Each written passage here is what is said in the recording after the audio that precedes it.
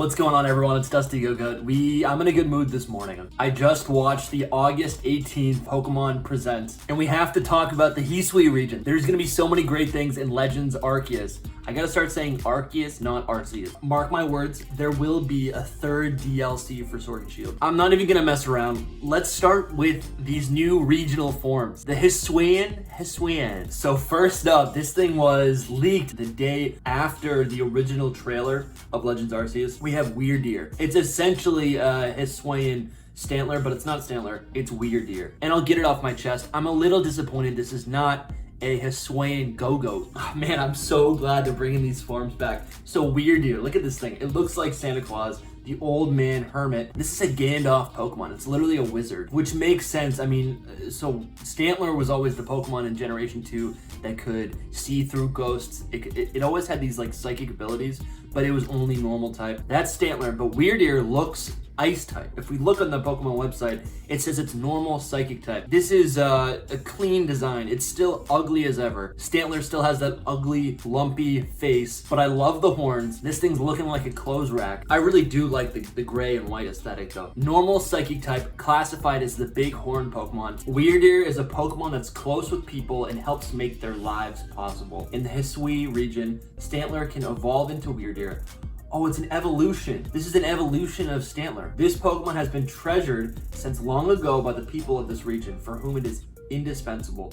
It grows much larger when it evolves, and garments with the fur shed from its beard, tail, and legs are highly prized for their top-notch protection against the cold. This is why I was really thinking it would be an ice type. It's got that Mamoswine energy. It emits psychic energy from the orbs on its antlers. Using the black orbs on the bases of its antlers, this Pokemon generates and unleashes psychic energy powerful enough to distort space.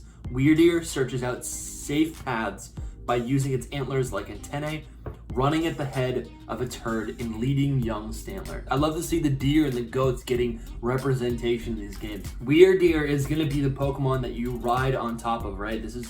You're going to traverse the Hisuian region. Instead of with a bike, you're going to ride a Wyrdeer. What's great is that this really does confirm my theory that every single Pokemon game is going to introduce a new type of Pokemon. Typically, it's always a mythical or a legendary. In this instance, the Pokemon that they revealed mid-generation are standard regional Pokemon. I love to see this. When you see these Hisuian Pokemon, right, do you think that they're Generation 8 or 9? I personally think that these are Generation 8 Pokemon, mainly because Generation 9 has not happened yet. These Pokemon from Legends Arceus are defaulted as Generation 8 Pokemon. That's how I look at it. Let's move on to Basculegion. When we first saw this, we were talking in the Discord about how this looks like Barraskewda. You know, it's long as can be, but this is actually a Basculegion evolution category, the big fish Pokemon, and the typing is Water Ghost, which is kind of crazy.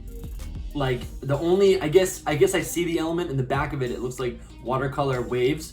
And I'm sure that's going to be like kind of ethereal, and just like the back half tail of the Pokemon is just like always going to be moving. That's how it's going to be represented as a ghost type. This thing is 9 feet long. What the heck? This is like a Gyarados Pokemon. Seriously. Battling together with the mournful souls of its comrades. I did read this one before.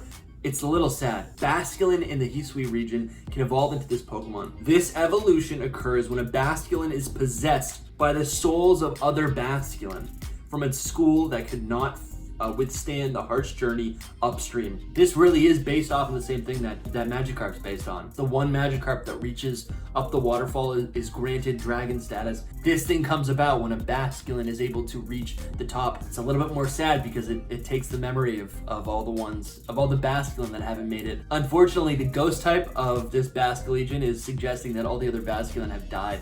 I'm not gonna make a comment on that. Basculegion fights together with these souls, which attack opponents as if with a will of their own. Man, this thing's gonna have immense attack power, tremendous unflagging physical ability. The moment this Pokemon senses animosity, it will become enraged and attack relentlessly until the enemy is defeated. This Pokemon gains power from the souls possessing it, letting it swim on and on without tiring.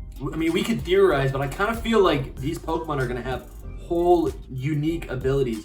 Actually, with the whole new battle system, I don't even know if abilities are a thing. Basculegion is going to be the Pokemon that you ride on top of while you skim across the water. Let's move on now to Braviary. Hisuian. This thing got a whole new head of hair. I love the black and white. I love the black and white colors. This thing looks menacing.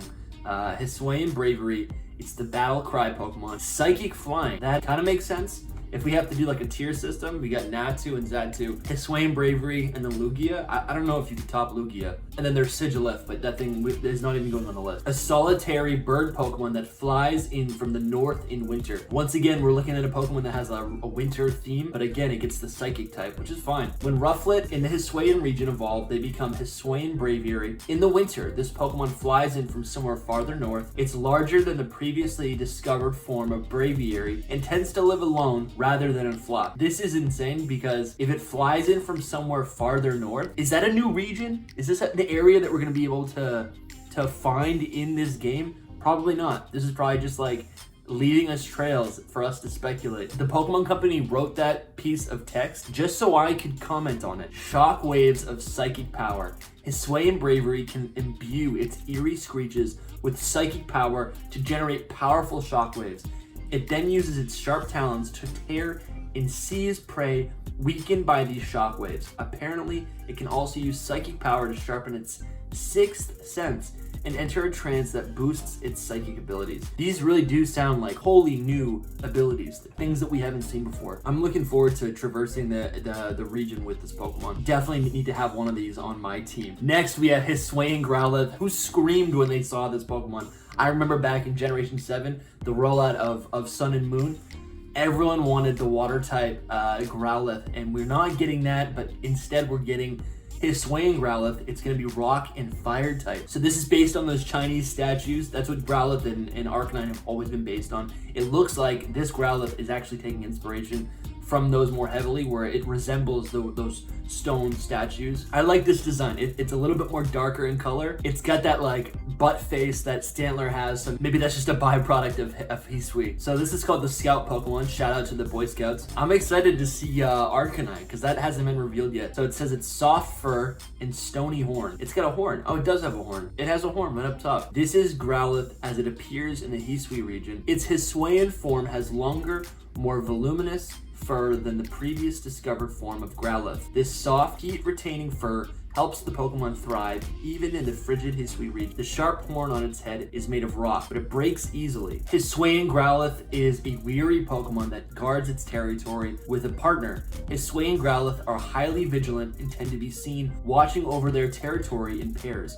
Apparently, they have lived apart from humans and are unused to being around people. Building trust with the Hisuian Growlithe takes time. I wonder how these are going to evolve, because I mean, I guess it could evolve with a Firestone. It's still a fire type, but the description of it makes me think that this Pokemon might not evolve until like a very high level. So unfortunately, we haven't seen any new forms for the starters of this region. There is no confirmation of a Hisuian Typhlosion, a Hisuian Samurott. We haven't seen any of this yet. While it's not confirmed, I think we only have more ammo for this theory. I think it's like, without a doubt, we are going to get new forms for these starters. This is the first time that a game uses a mixture of existing starters to really shake it up and to give us something fresh. They have to give us some new starter evolution. The watercolor map of the Hisuian region is the coolest thing ever. I can't wait to make this my background on my computer. There's a scene with Piloswine and Swinub. I don't see Mamoswine anywhere. Are we gonna get a Hisuian Mamoswine? I feel like that would be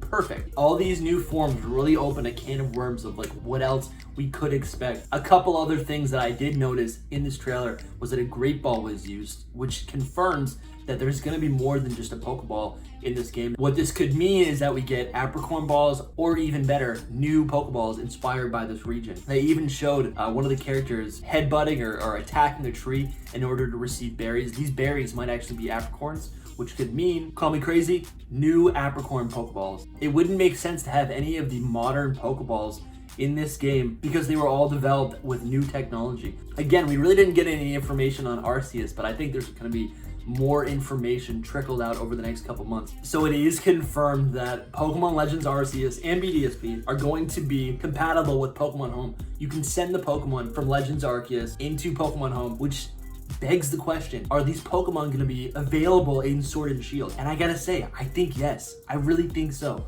Mark my words, there will be a third DLC for Sword and Shield. It's not going to be a new map. It's going to be a third DLC that unlocks all of the Pokemon that are not currently in the game. This would include these new Hisuian Pokemon. If you made it this far into the video, don't forget to subscribe. Which of these 4 Hisuian Pokemon are your favorite? Let me know in the comments. Click here to watch another video. Thank you so much for watching, and good luck hunting.